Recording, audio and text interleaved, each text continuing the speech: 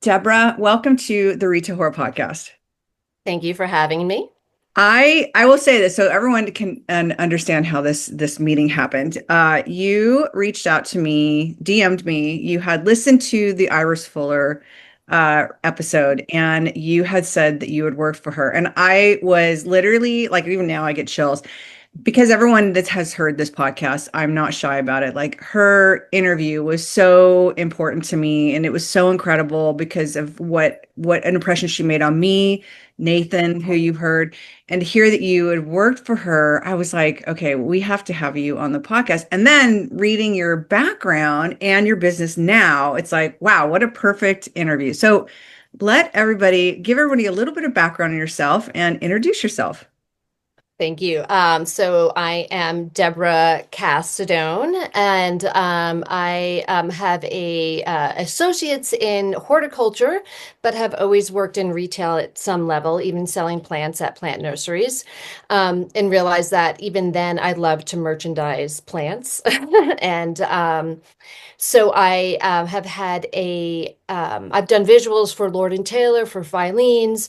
I worked at Filamento in the late 90s, early 2000s, I guess. Or yeah, late 90s.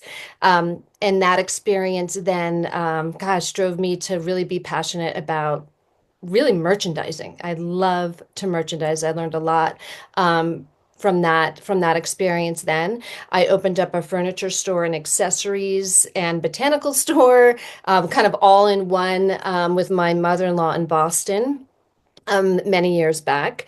And we incorporated a lot of tabletop wear and furniture and displayed it in the same vein that we did in Filamento.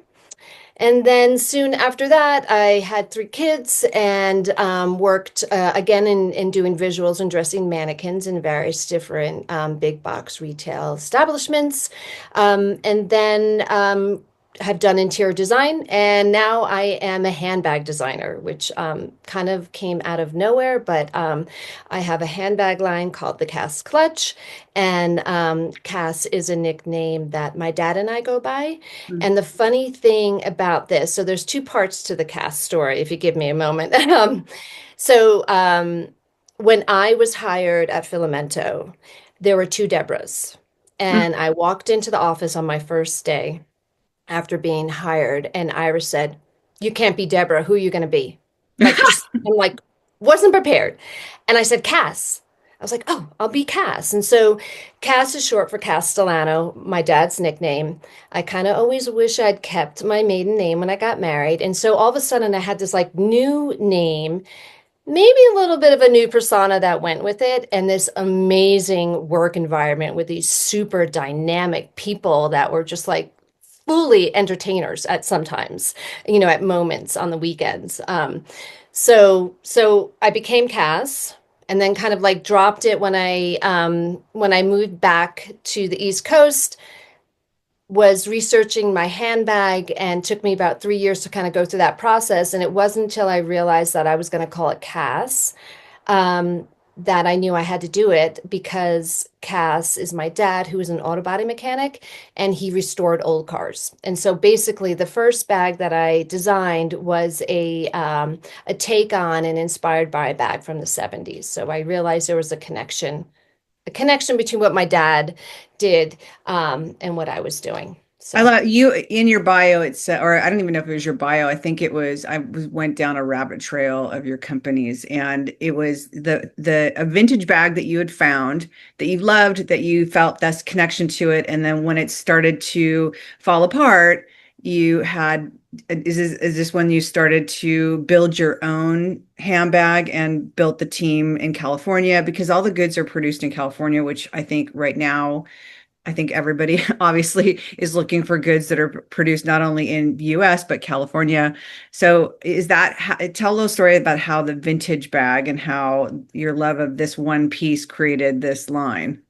Sure. Yeah. So I picked up this piece in Stuff in San Francisco. I don't know if you're familiar with it, but it's still around. Massive kind of like warehouse situation with different vintage vendors. And Oh, so I love love that. vintage shopping. picked up this handbag and was like, oh my God, this thing is so cool. And but literally falling apart. I mean, the suede was like paper thin, but still functional. Was never a handbag person, never felt like, I mean, there's a little bit of like a bit of a tomboy in me. And so like carrying a handbag never felt really authentic. But this piece did. And it carried folders and my kids' stuff. I had design clients, and so I would literally throw tile samples in there. Wow. And people always commented, like, I love your bag. I love your bag. I'm like, it's falling apart. What does it take to create this? And so I hired a purse consultant and worked with her for 3 years and learned about the industry, where to source materials, met manufacturers. And it took me 3 years to kind of like get it off and make patterns because we changed things, research the company that was once a shoe company in Madrid many years ago, is no longer in business. But the modifications made it my own, and now I have like 7 styles, which I can't believe. I want to circle back to the bag line, but I really want to dig into your past because I mean, just what you went through is is a lot. So we need to unpack that. Uh, you're you're from the East Coast, or you spent a lot of time on the East Coast? I'm a Jersey girl. Okay. And then when your dad restoring old cars, what kind of cars were they? Oh, Camaros, Corvettes, Mustangs from, the Muscle 50s all the cars. way up to the 70s. Yeah, vintage cars. Yeah. Oh, I love it. And Yeah. then you ended up moving to California. How did you take us through the process of getting hired by Iris? Because, well, you came with a horticulture degree, is it? Yep. And you were doing that on the side growing up on the East Coast. You just decided to go for horticulture. Like Yeah, because that's the random part. well, I always worked at nurseries growing up. There was this one really beautiful nursery in my hometown, and I worked there on the weekends through high school and through college, like back and forth. I went to college for criminal justice. I did not do well in college. Oh, College school was just not the right thing for me. And particularly when I was pursuing something that really had no interest, right? I just yeah.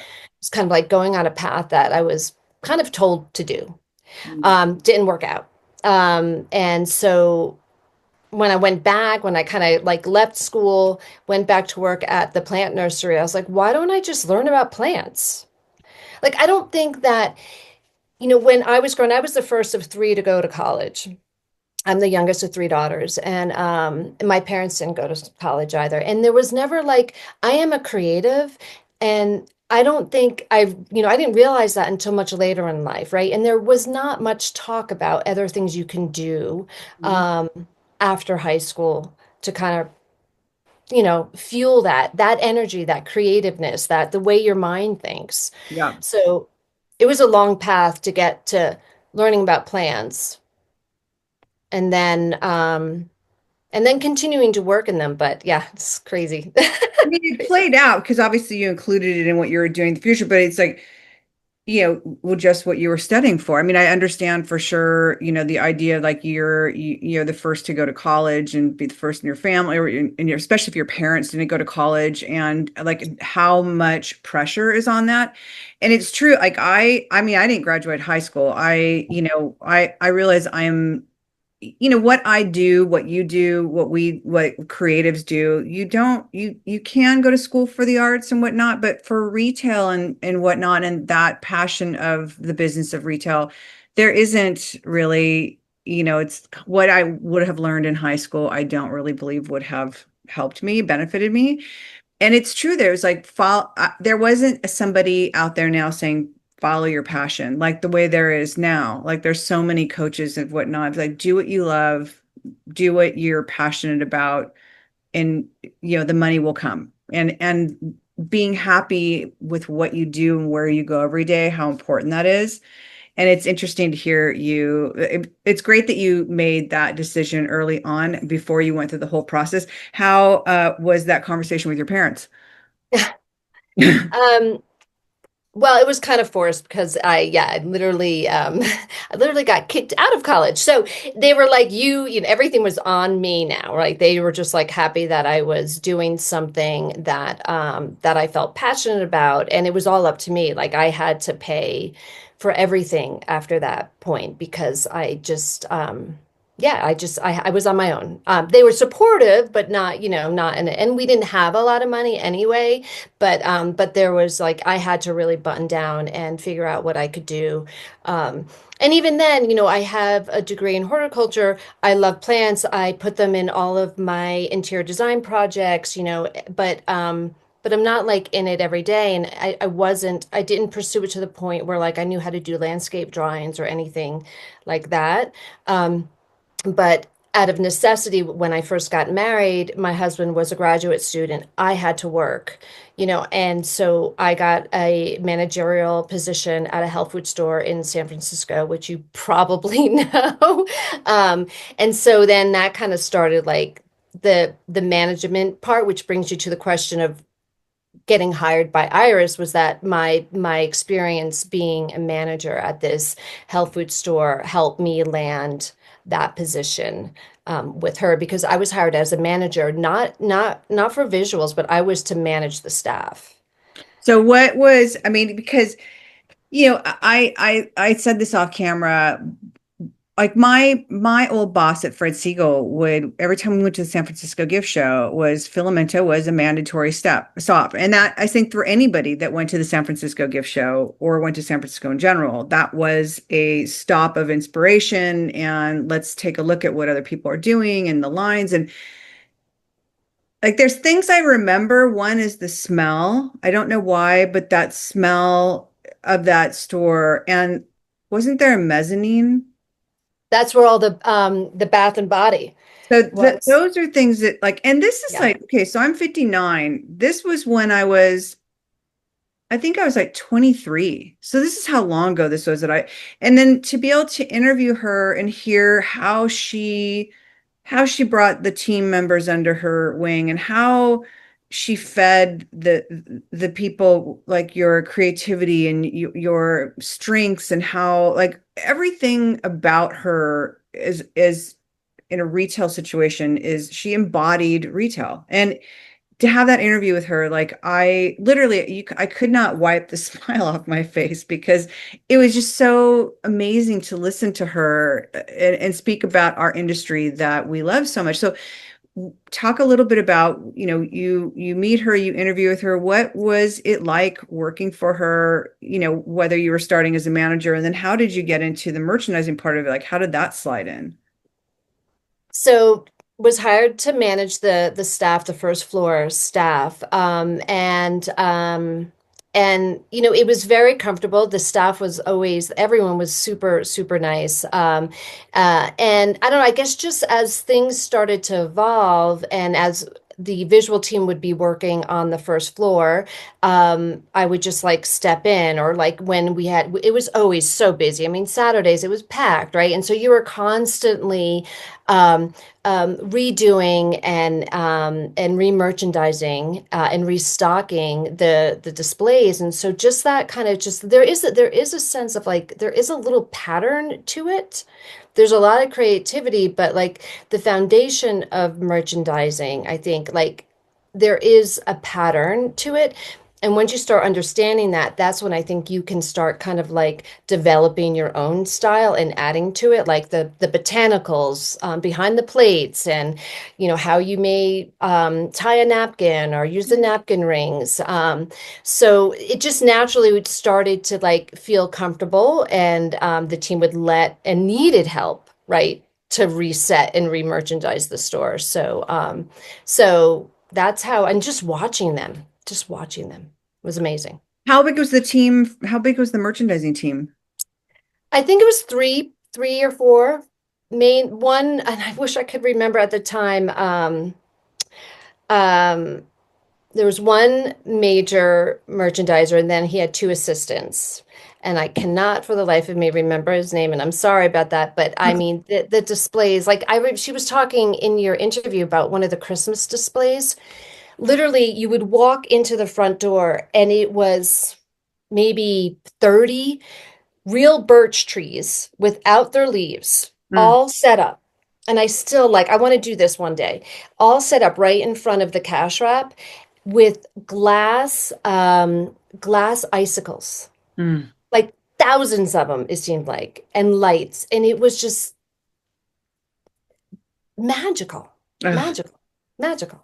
Did they I do mean, to bring in all that natural material, it's so well, cool. she was so ahead of her time because that's very anthropology. And that is Yes, before anthropology was even a thing. I think urban was around, but I mean, that's very anthropology. And it's like, that juxtaposition of natural and, you know, handmade and the glitz or lights and all the things that make displays like that, like big scale displays. She had all the elements that, and it's her store was magic. How many, when they did this resets, like were you there during the resets? Were they overnights? Were they done in the daytime? overnight. Yeah, overnight, late at night. Yeah, I yeah. love the story about doing the display in front of the window at the door every night. Like that was like, oh my God, like the level of detail of like thinking about like somebody standing at the door looking in and there's a display right on the floor in front and how it Right in changed front. every night. Yeah, yeah, it was great. And she always made sure we had fun. Mm. And it was just, I mean, we had an opera singer on the mezzanine on Saturdays. I mean, he worked there, but then on Saturdays, all of a sudden, he would just get up on the mezzanine and start singing. And Wow. it was another time. And really, she was the first lifestyle store. Yeah. I mean, she started it. Were you there when she closed? I had left a year before to move back east. But you stayed in contact with her because I think you said you guys met up in New York. Yeah, we met up when I came back to San Francisco to visit, because I was excited to tell her that I had opened up my own furniture store, Mm. which honestly, the displays, like everything that I learned at Filamento, I put into Cocoon Home, and that's yeah, it's a cool space. What were some of the fundamentals that she gave you that you have brought onto your store and how you basically how you do, merchandising even within your own line? So definitely different levels, plate stands, racks, like with handbags now, using the racks and having purse stands and having like one in the back and then two in the front. So like the rule of threes always applies. Mhm. I always have botanicals. It's just like it's so natural for me to like see what works together, and to play around with it. I mean, it's almost like magic Hmm. that you can go in. And I always think I'm not going to go rearrange everything when I go to my shop in Carmel, but next thing I know, like everything is being rearranged. And yeah, it's threes, it's different levels, it's natural ingredients, natural elements, texture, right? We were talking about glitz and texture and kind of mixing all of that together. I love display and merchandising chats so much. I like it's like it's like hearing how people see it through their eyes and being able to verbalize like what you just did. It's like it's some of the magic about what we do that I love having these conversations. So you tell me, okay, you now like take us through like you're leaving San Francisco and then you're going to Boston. Did you go to Boston with the intention to open this store, or was it something that you just kind of stumbled on? So my mother-in-law had always wanted to have a store. And so when my husband and I realized we were moving back east, she asked if I would partner with her and open it up. And so I was like, sure, that would be great. And it was great. Before that, so I worked at Louis Boston for a while there as well. That was a very high-end clothing store. And then went and opened up Cocoon Home with my mother-in-law, which she is from Argentina and has family in Brazil. And we went to Brazil and bought 2 containers of merchandise from Brazil Oh, and opened up the store with two. containers of Brazilian furniture and accessories. So That cool. is like a dream job. Wow. Yeah. How big was the store and where was the store? The store was on Tremont Street. Hmm. So the timing was not great. So the store itself was probably about maybe 1,500 square feet. And we would go to the flower market multiple times during the week, and we would incorporate the botanicals into our displays, but we also would have a counter full of plants and flowers to sell. Hmm. Um, and then um, and then we would do some custom arrangements for hotels in the area. But so that I'm really going to date myself now, but we were open maybe a year and 9/11 happened. Hmm. And everything just we stayed another 2.5 years, I believe. So almost 4 years we were there. But it was a struggle after that traumatic event to for many businesses. It Yeah. was really With your store with your mom and then bringing in when you guys, because I always ask people this, like you had experience, which, setting floors, merchandising. So when you walked into the store with her, how did you already have a plan on fixturing, or did you kind of wing it, or were those decisions on fixturing and whatnot made while you were on this trip?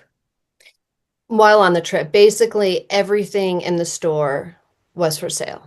So any shelving, we used all the shelving, and that was all the tables that, were merchandised with tabletop were for sale. Everything was for sale. So there was no plan. I mean, there was no plan. There was no plan. There was a deep desire. And my mother-in-law also is an incredible creative. I mean, I got my first like House Beautiful magazine from her. And so like she taught me a lot about aesthetics and style as well. She always she's a great decorator.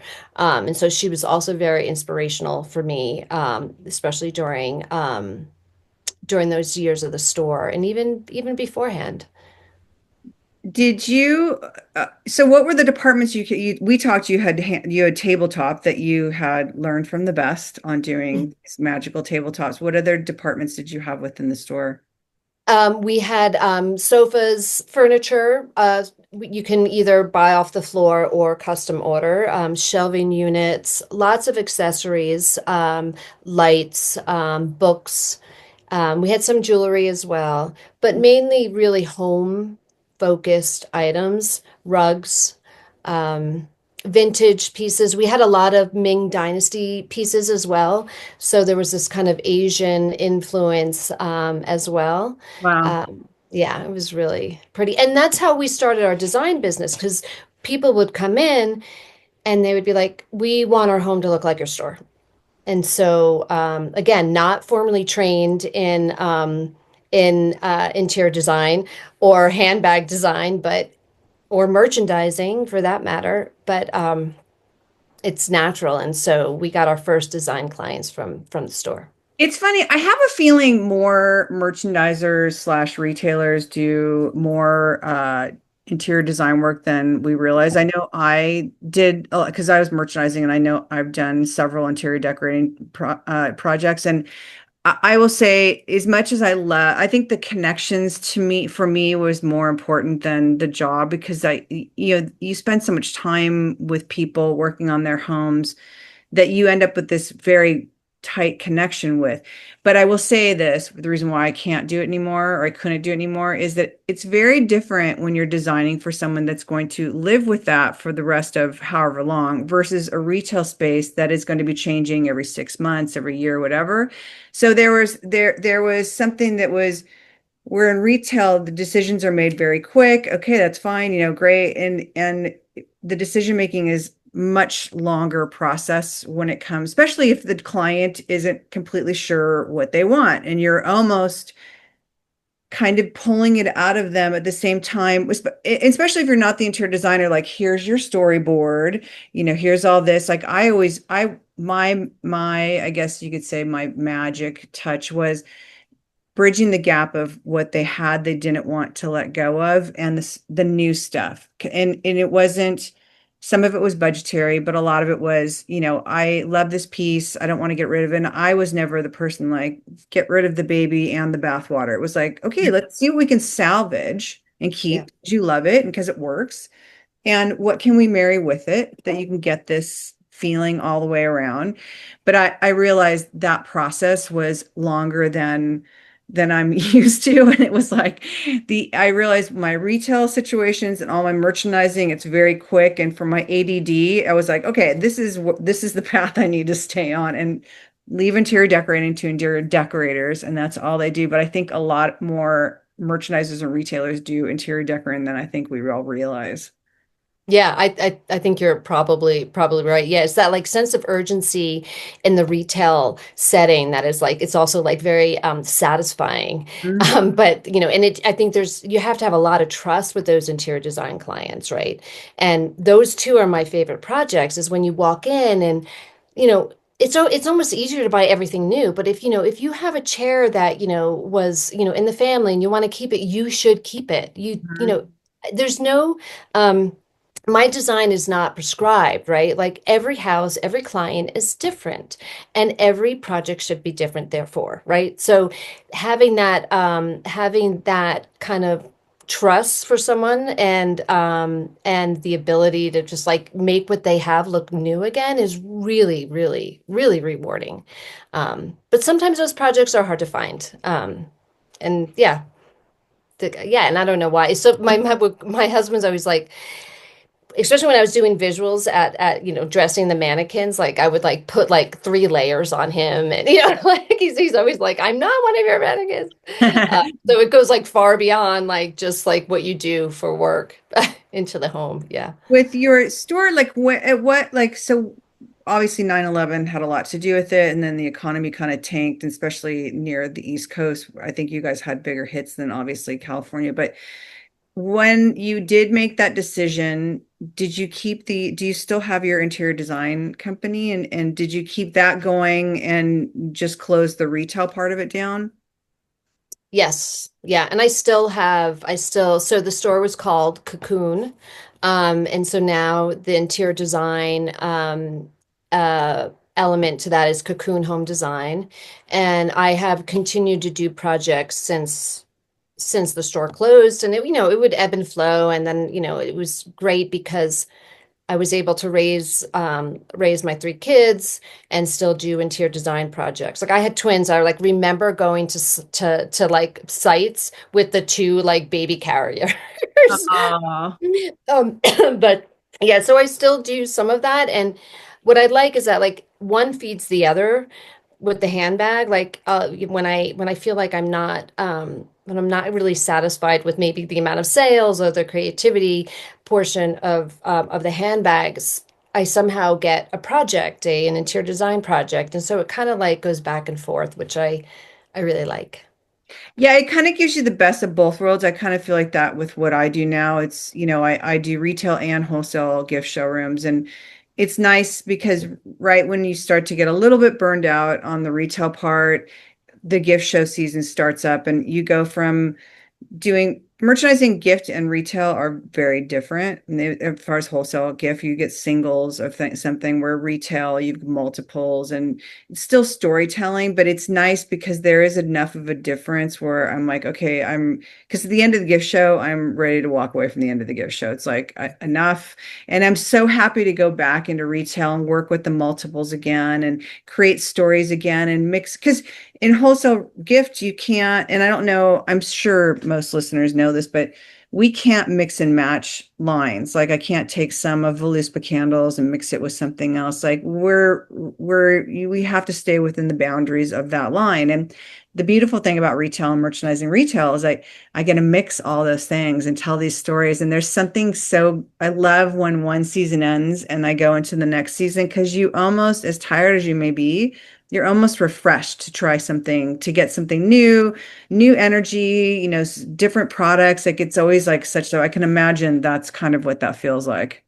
Yeah, yeah, I totally love that. It's definitely that season of being able to bring in, what's going on outside, and then like I mixing the different product is a big deal. Like I can't, and there are, now I see what you're saying about like the gift shows and right. It's the wholesale shows where you have to stay Yeah. within Yeah. your line. Yeah. Yeah. So you're if you like I merchandise Jellycat and I merchandise Milk Barn Kids and then other showrooms I have home lines, but where innately I want to mix things because our whole my philosophy when I'm merchandising for gift showrooms is to to merchandise it like the way the retailer would merchandise it in their store and to get them so excited about that what draws them in. And I always like, oh my gosh, that would be so great over there, and it's like you can't. It's like these are your boundaries, this line only. You can't mix them. But I have had a couple chances where we've created like mini shops within these showrooms where we've taken bits of all these different lines and created a vignette, which that was really fun because it also gives a retailer an idea of like, oh, all this product is within this showroom and I can make it look like this. So that's about the only time I'm able to mix Mm. lines. But retail, that's the beautiful part. Is like there's so many different ways to move and change merchandise around, and just by just something a color or the season or something like that. And that's, I mean, that's part of what I love about retail merchandising is it's constant change. It's a constant puzzle. It's a constant. For me, it's always how do I one up the last thing we did? It's also very physical. I Yes. mean, it's exhausting, physically exhausting, but I love that. Like I've always loved that kind of that physical work. Yeah. Um, yeah, and I don't think people realize that merchandising can be like physically Oh my taxing. God. I mean, it's funny because the show ended in like I was home by mid-February and I live in Oregon now. I don't have any retailer there where I live. There's no retail presence at all. Like it's Target, Fred Meyer, and Walmart. And so I've suddenly have found myself where I don't have somewhere to go every single day. I have some projects here or there, but by far and large, I have not been going to retailers. And it's interesting, now that the season's starting back up again, to be able to get excited about knowing that, okay, this is all ramping up again. I'm kind of, I've been purposely taking longer walks, and because when we're in the showrooms, most of it's poured concrete, which that alone, when you're this age, really makes your hips Oh hurt. yeah. But we'll hit like 28,000 steps a day because these showrooms are like 50,000 square feet, some of them. And it's shocking how much your body just takes a hit from it, just standing all day. And I don't know about you, but we never sat down for lunch. It was always standing in the store or in the showroom, eating something, talking about the display, and then you just go back to going working. Yeah. Yeah. Yeah. But there's something about that high, though. I don't know about you, but I love that high of that. Like you're so into something and you're seeing it come together and that excitement that you're starting to get about how it's looking. That is what I mean, it's a high. It's the weirdest thing. No, I love it. And that's why, like, when what brought me to you was this Instagram post or this reel that I did about a recent display because I had been displaying this Saarinen table a certain way. And all of a sudden I was like, I want to go flat. And so I redid the table and I laid the bags down like so they were no longer on the purse stands, which in other areas in the shop they are, but I was like I was so excited and fired up about this display and how I incorporated like I always have like vintage pieces, both clothing and like accessories or like boxes that I find and I integrate those into my handbag displays.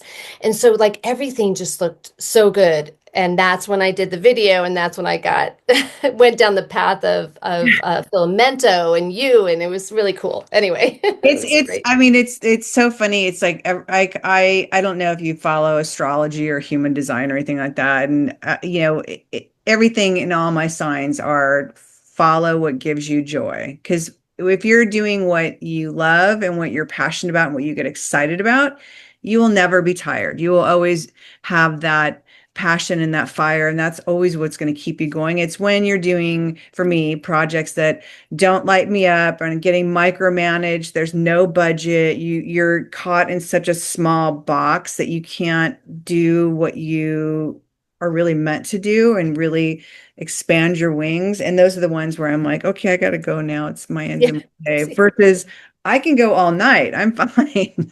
Yeah, give me the mental and the physical, like, stimulation, and then I can just like take it. And Yeah. yeah, yeah, it's So really cool. so tell me, okay, take me through now you've closed your store. What's your mother-in-law doing now, by the way?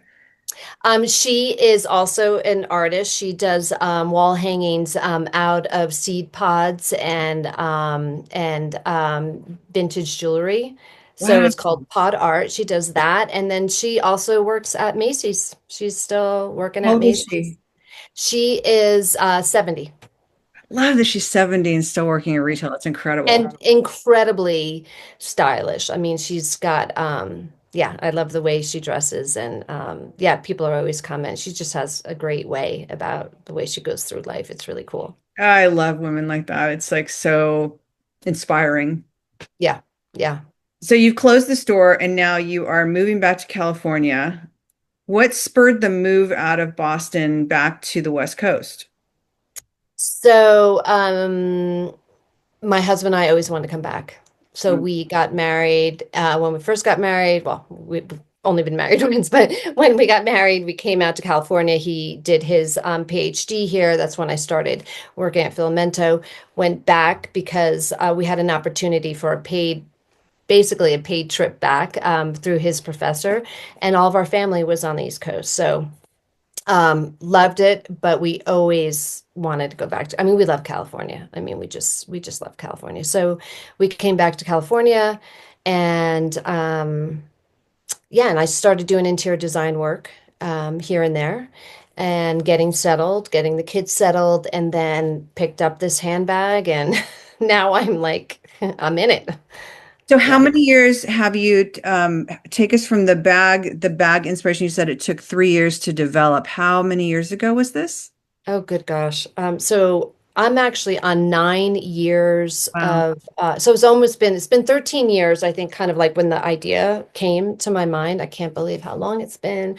Um, yeah, it took me 3 years, like I said, to kind of launch it. And I launched it on Kickstarter.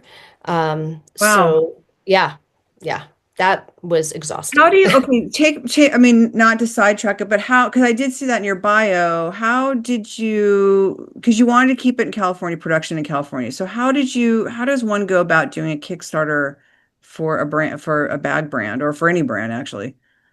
So for any brand, any product launch, you're gonna need at least prototypes of the product. I would think. Maybe, maybe now with great graphic design, you may not. But so I had product made, very, just kind of one of each color that I was launching, and a few accessories to go with it. So you need to have your product, and then you need to have tiers of contributions, and then gifts that usually you give a gift with every contribution that someone makes. And sometimes that gift or what they get in return is a full bag or a full product. Sometimes it would be maybe like a little keychain or something that I made, but it depends on the level of kind of donations Mhm. to the campaign. So I raised over $40,000 and then realized I had a lot of handbags I had to make. How do you advertise that? Is it all friends and neighbors that do that, or is it how do you get that out there in order to get $40,000 of the contributions? It was a lot. It was really exhausting. It's a lot of family and friends, and then Facebook and I guess Instagram at the time. God, is that right? Yeah. Just getting it out there and constantly sending out emails and talking about it. And I was really tired. I was I mean, I really bet tired. like how like from point A to point B of raising that money, what kind of time window are you looking at? So it was like 30 days. 30 days. Wow. 30 days, yeah. $40,000 in 30 days. Yeah. And were you just like every single day posting and emailing and talking Yes. about it? And but Yes. did it was it word of mouth or was it all this? I mean, because I mean, there's only so many people in your circle that you reach out to. Like, how did you get it past that group of people and out into the ethers? I think friends of friends and then some Instagram posting, and then Kickstarter at that time also would feature certain campaigns, and Cass was featured. Having a good, I had to make a video. I had to hire a video team, which is something I never did. I had to make a video. And not, it wasn't like it was, and now I'm so much more comfortable uh, on video and doing reels, but making that like mini movie. So I made a, we had like a script, like it was a mini movie of a model, a good friend of mine, carrying the bag and like what that bag, I had to really tell the story of what that bag meant to me and the vibe that I wanted it to convey. And so there's this cool vintage car that's convertible. She's kind of dressed retroly. She's also like in a very cool mid-century house, opening up her case and pulling out her computer. Like there was so much thought and copy put into that as well. And then at the end, I had to go and like give my spiel, and that was really hard. But now I'm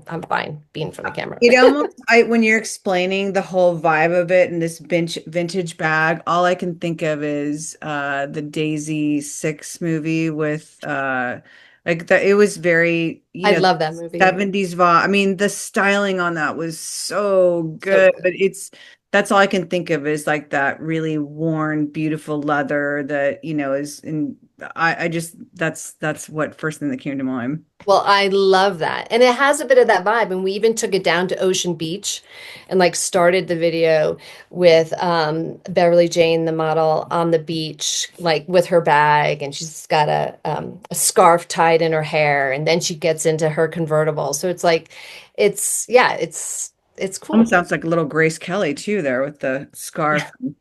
That it sounds like the production on that video sounds like it would almost cost $40,000. So it's like Yeah. a Kickstarter for the But Kickstarter. it wasn't. No, I mean, it wasn't. And I'm grateful for the team that I worked with. But yeah, so I had to factor that into what I needed to raise to cover that. And my husband was like, I love that you're doing this. I love this idea of this handbag. Why not do? And this is when Kickstarter was really big. I feel like I don't hear about it as much anymore. I haven't, but I think there are other fundraising tools out there, but Mm. it's always interesting to me like how people raise funds to start these businesses. I mean, it's for the podcast, there's something called Buy Me a Coffee because we had sponsors, and with financially with what the gifts industry is going through, we lost sponsors because they're tightening the belts, and I've been funding the production on this, and it's not inexpensive. And I finally was like, I have to cut the podcasting editing team. And there's something called Buy Us a Coffee that, people can donate and contribute, which is great. But it's, the fun, I think there's a lot of fundraising platforms out there, but it's always interesting to hear how, I mean, like $40,000 is a lot of money. So that's, I mean, really impressive that you're able to do that. And it always, it's one of those things I've always wanted to ask somebody. Well, it's so funny because I went on your website earlier and I was like, I want to donate, and I couldn't find it, and I forgot it's Buy Me a Coffee. So now I know where to look. So Oh, everyone, thank you. buy her a coffee.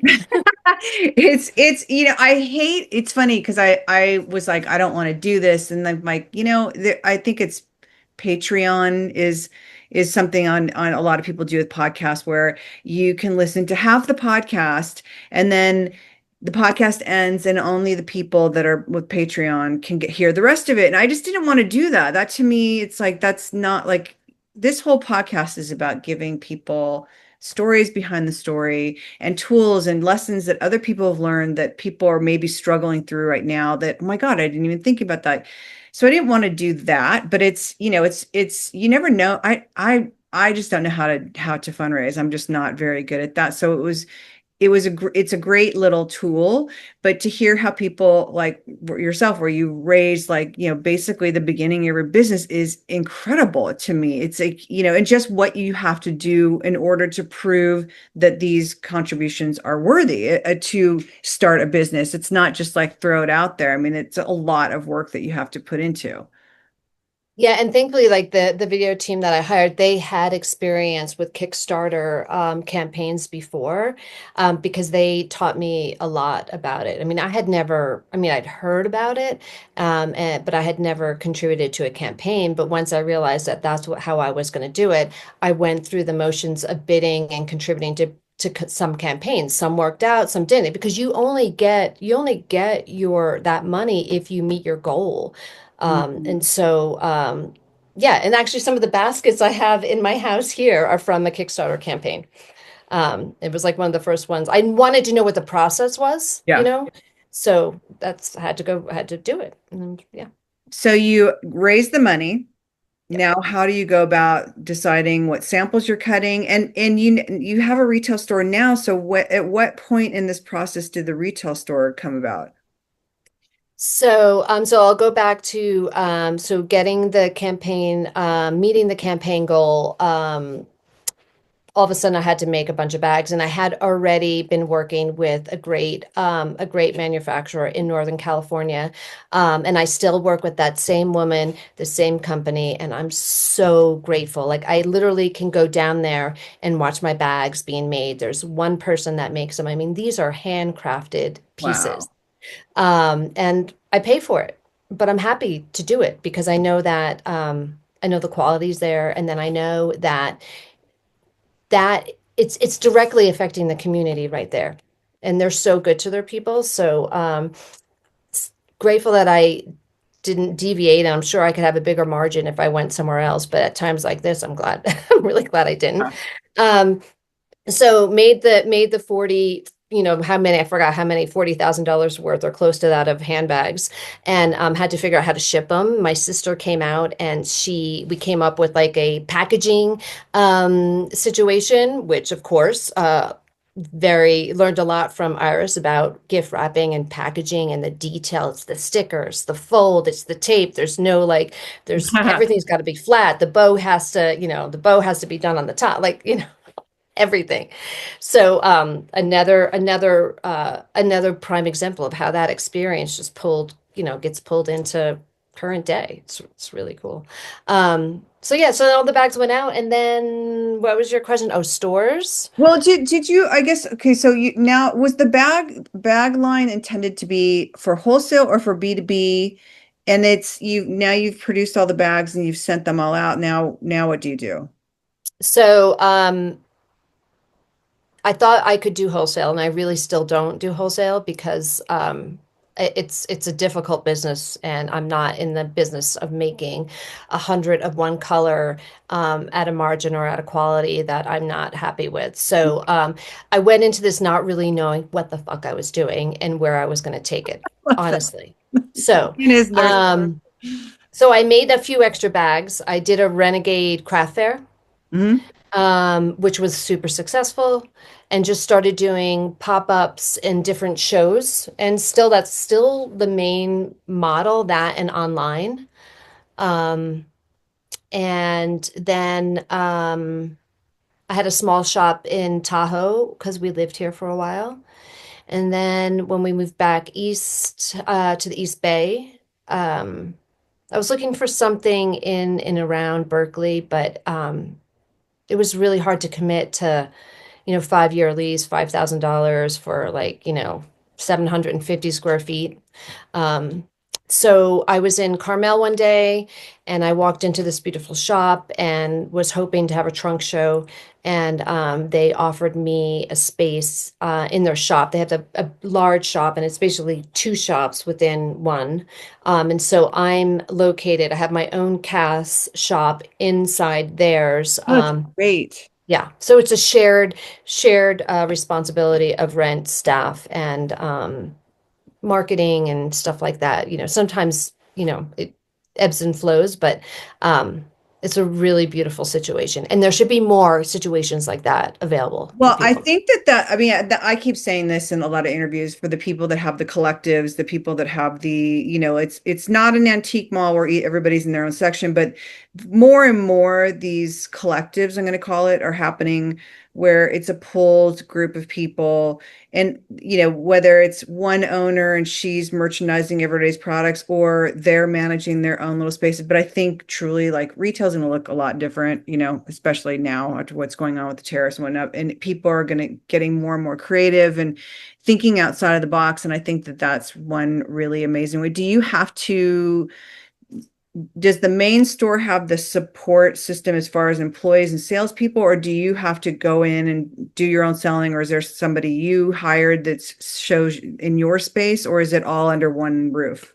It's a great question. So in this situation, I'm so grateful that the staff there over will sell oversees the whole shop. So there's right now there's three. There's a new designer in there who has a smaller section from San Diego, and then there's Tahito, who is the main, who is like the leaseholder. So they have beautiful hand knits from Peru, Mm. and then there is a collection of kind of lifestyle products and books that go along with that Ah, aesthetic that's with their amazing. sweaters. It's really beautiful. Wow. Yeah. How big is your space within the space? So my space within my space, I love it's maybe 450 square feet. That's It's lovely. I don't also don't understand why retail is so big. Like there's why can't they make smaller spaces I and don't when know. they're smaller they charge triple. It's like Yeah. it's so frustrating. Funny, I had some I've always, I lost my stores at Fred Siegel because I had a big fat ego, and when a bigger space was available to me, I had already two spaces. Like I should have just left it at that. But no, I got offered this one space, and I essentially I think the Fred Siegel complex I was in was 30,000 square feet, I think. And I think I had 14,000 square feet of it because I just couldn't fucking say no. And it was like, just get out of your own way. Like, bigger is not better. And I think that there's so many retailers and so many people that I don't know if it's ego that gets in the way, but it's like, oh, we can do this and we can do bigger and it can be better. And it's like, really, I think the magic is in the smaller spaces and the spaces that you know, you can control and keep telling these stories without it having to be this big, massive, massive space where you take on so much more inventory and employees and, all the things that go into that. It's And like, risk, right? Of even I just like mean, theft and visibility and bigger yeah. is not better. And I love the idea of that's why I love these ideas of these collaboration spaces where, you have your 400 square feet and it's controllable and it's not massive and collectively you are all there together, serving customers and whatnot. And it's not it's my way or the highway. I mean, I think that both how it must feel as a customer to go in and these lovely stores that are all together that feel like one. I think that that also relates to the customer experience as well.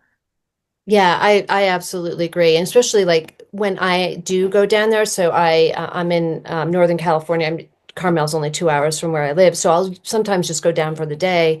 But I'm down there maybe 3 times a month, sometimes four. I'd love to be there more, but I still have commitments in the East Bay. So eventually it'd be kind of cool to be there more. But as was started to say is that when I'm there and they get to meet the designer, whoever's there, like if Shanti's there with the sweaters and like they're people like that connection and it's just it's all part of the experience of yeah. So now they have like three very cool, interesting women designers in one spot that we all tell the story uh to them with the same enthusiasm. Like it's nice. It's a good relationship.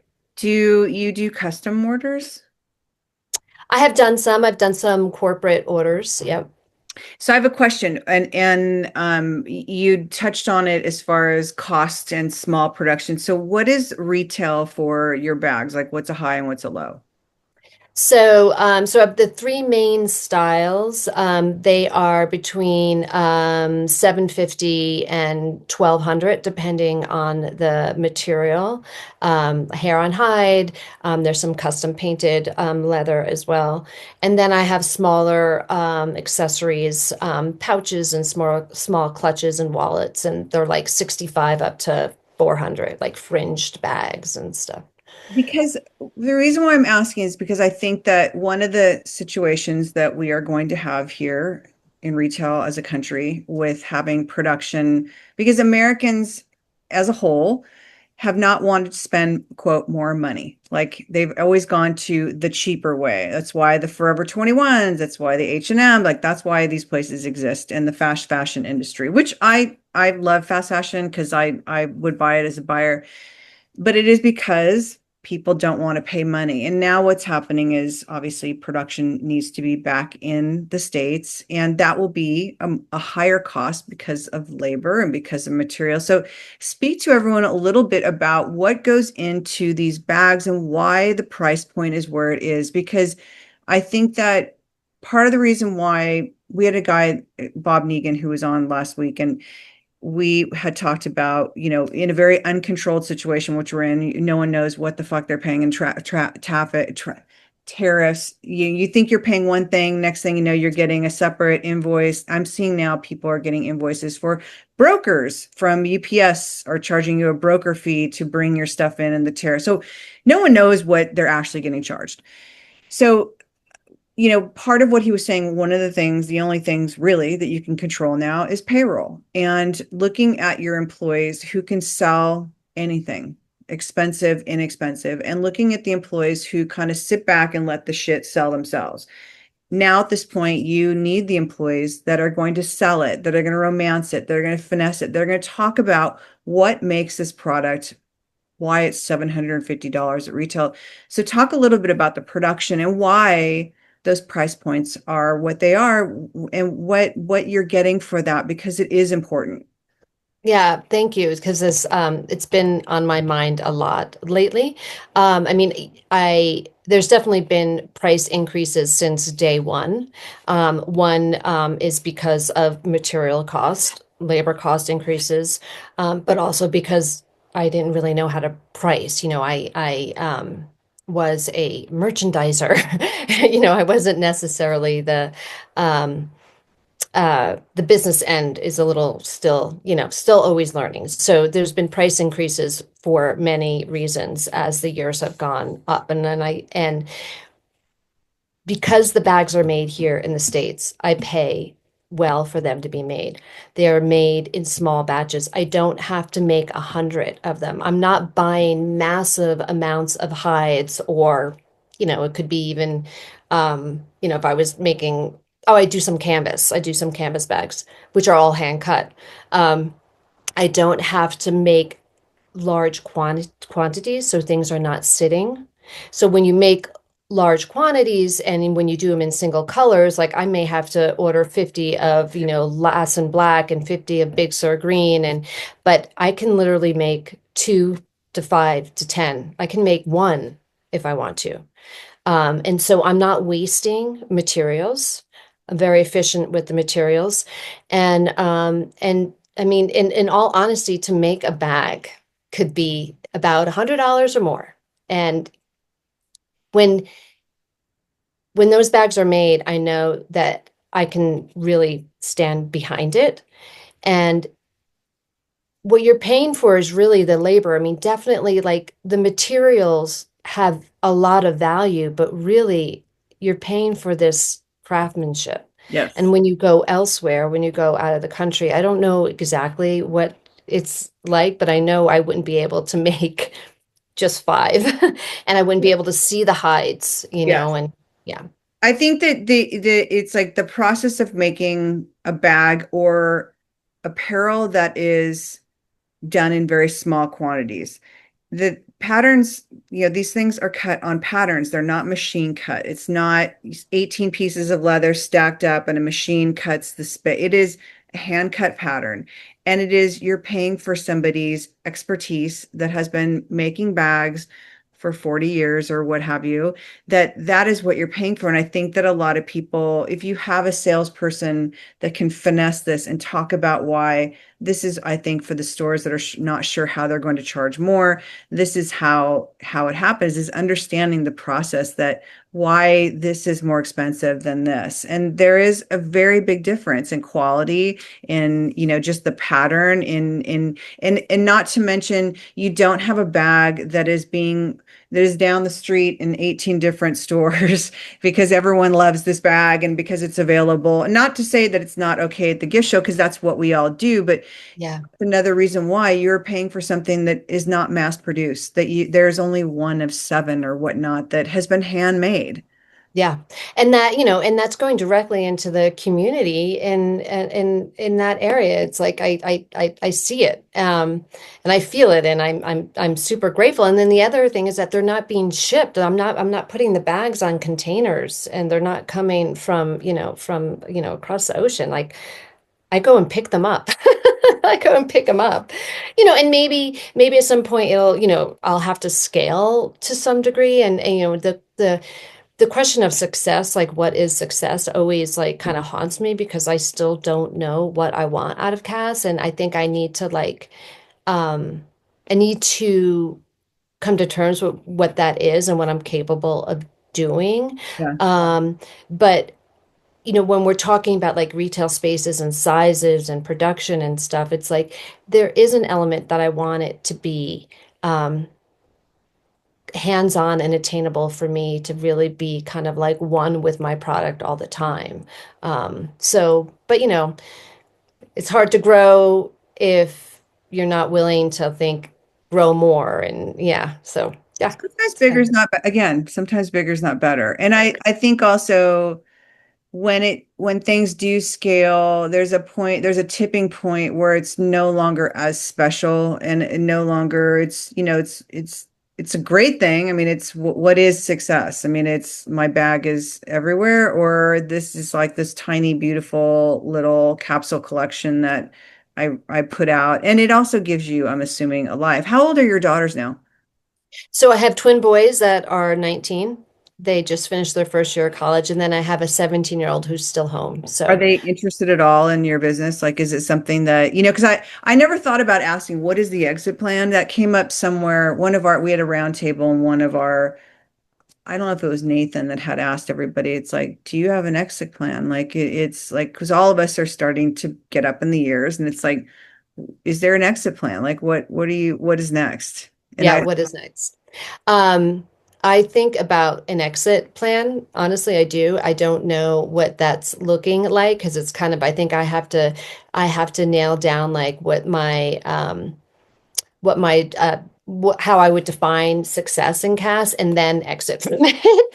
But it's in the back of my mind. My kids are they're interested, they're very supportive. They have seen me laugh. They have seen me like literally cry, scream, lose my mind. I mean, it's like I'm in a week actually, to be honest with you, where I'm like, I'm done. I'm done. I'm like, I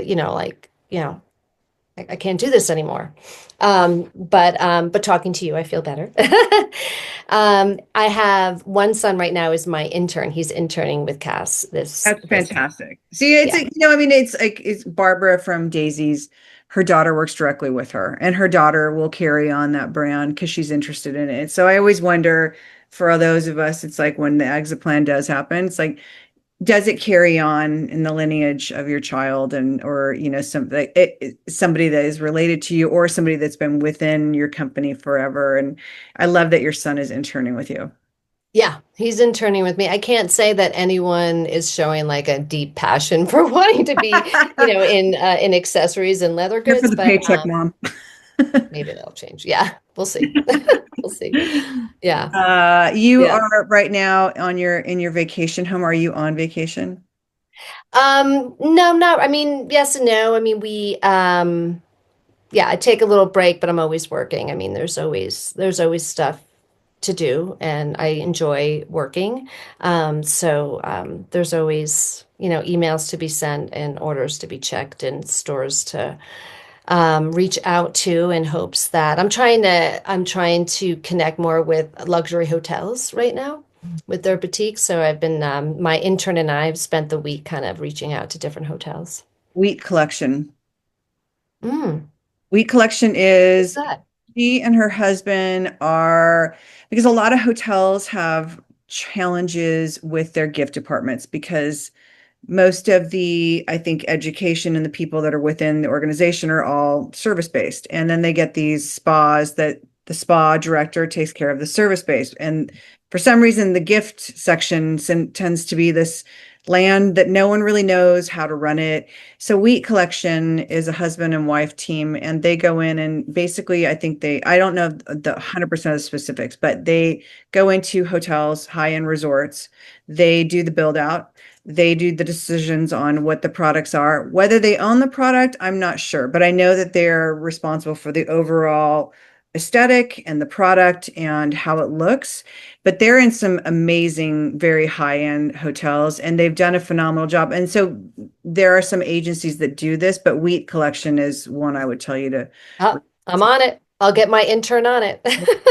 side action. Okay, I always ask everybody because we're going into the second hour. I always ask everyone like two questions is how do you get inspired, both for your collections as well as your interiors? Where do you find inspiration?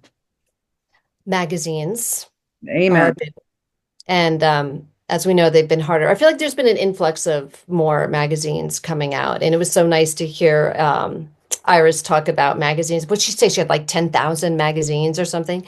Yeah. So I do collect magazines. Magazines are still a very big inspiration. Fabric stores. I love going to fabric stores, vintage shops. And then, nature also too, but interior design too. When I'm working, with a client, sometimes there's kind of a bleed over of like something or something that inspires a new color. Not necessarily a new style because I'm not really interested in creating any more styles for the handbag. And I think that what I have is a great collection. They work with each other. I still have a lot of people I can reach, but I'm not in this to every week or every month come out with a new style and a new color. It just is not, um, I wouldn't feel very good about that. I think it would also be exhausting because I would have to try to sell them all. But yeah. So inspiration, magazines are a really big one. And then my last question is, how do you find balance? Because you seem to be balancing several things. Um, Yeah, I mean, I definitely allow myself time to exercise and to walk. And it's just when you have your own business, you can kind of go in and out of it to a certain degree as needed. And so I'm here in Tahoe because all the kids are back from college, they're all here. I wouldn't want to be anywhere else, right? So does that mean that I'm going to take a Zoom or place an order or reach out to stores? Yes. But I think that when you do really love what you do, and when you do work for yourself, working for yourself has a huge advantage. There's a lot of disadvantages, Yeah. but the biggest one, yeah, is time with family. But um, yeah, I think that's about it. Just, yeah, if you like it, if you love it, and you can do it on your own, you're going to be able to balance it all. I love that. Thank you. So, I mean, I can't thank you enough for reaching out. I can't thank you enough for supporting the podcast. I can't thank you enough for talking about your journey and your story because it's fascinating. And I love that it's gone from one to the other and they all work together, but it's very different careers you've had. And it's like, I am so appreciative of you spending time and telling us all about them. Well, I'm grateful. I hope our paths cross. I might have to reach out for some ideas on a space or a showroom one day. So yeah, that would be really Love fun. that. And I was going to Morgan Hill a lot and I'm not sure when my next trip but I've been driving to Morgan Hill because it's easy, to be honest, it's way easier than flying because flying out of this stupid little airport that I live by, it's like nothing is a straight shot anymore. So I'm like, I might as well, the amount of time you spend in the airport on layovers, I might as well just drive. Just So go. Yeah. if I do, I will absolutely be contacting you. Yeah, that'll be great. And I'm definitely gonna buy you a coffee or two. So Oh, yeah. thank you. It.